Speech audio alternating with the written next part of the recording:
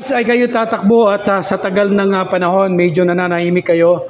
Ano pong mga bagay na nagtulak sa iyo na kayo po'y papasok muli sa mundo ng politika? Tama, tama po yun sapagkat ako po'y matagal-tagal na rin hindi nakakakandidato. Lumaban po ako noon na ako'y nag-iisa.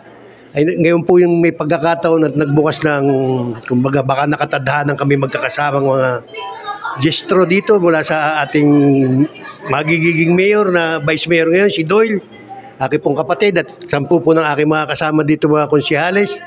Eh palagay ko po, hindi naman po ako bago sa politika sapagkat simula po 7 taon pa lang ako nasa politika ng pamilya namin magmula po sa aking daddy o tatay na si Amando B. Jestro at nanay ko na si Amelia Jestro na pawang namuno bilang punong bayan dito noon at sa kapatid ko pong si Joel Amando Jestro.